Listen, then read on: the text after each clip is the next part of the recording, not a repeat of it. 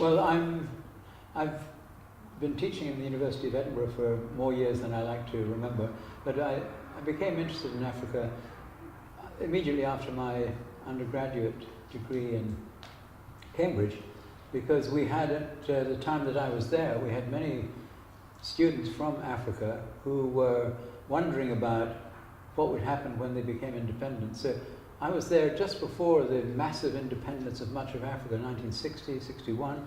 So then I thought, like many of my colleagues in the university, why don't we go and work in Africa? So that took me to Addis Ababa, teaching secondary school like many tens of thousands of people from the so-called North. Some of them went through volunteer schemes. I was in Ethiopia at the same time as the first Peace Corps came through John Kennedy.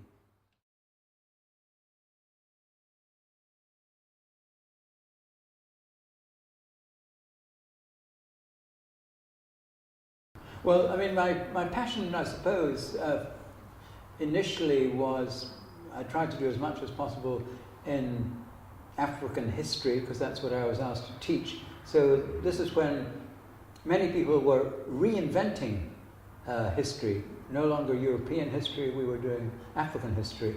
And so I spent quite a lot of time doing research on Africa, in Kenya, producing material on African history. And then I became more interested in African education, Kenyan education.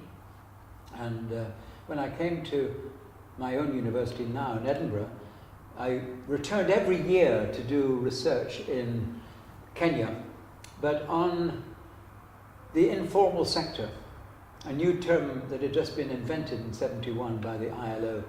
And I didn't know about that, but I found myself talking to tens of thousands of people who were beginning to work in small enterprises.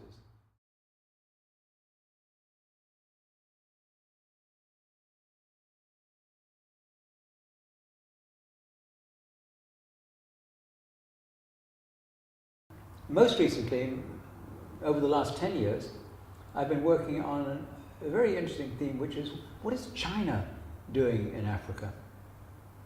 And in particular, what is it doing in the area of education? I would say that as far as China's role in Africa is concerned, Western media, more generally, are quite critical of what is China doing?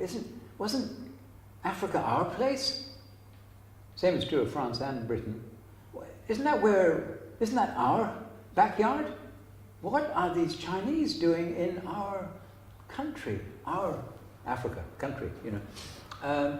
So there's been a lot of media hype, in my view, about China's role in Africa. I haven't been looking at mineral resources, or I haven't been looking at the Chinese building roads, or Chinese building airports, Chinese building railways, all of which is dramatic. I've been looking at China's aid to education.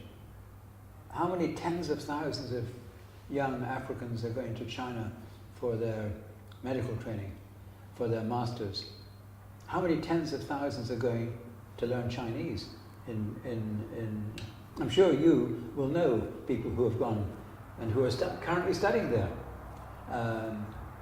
So it's an area that I'm very interested in, and that's why I'm going to go to the session this afternoon in LSE on beyond resources, asking what is China doing beyond resource.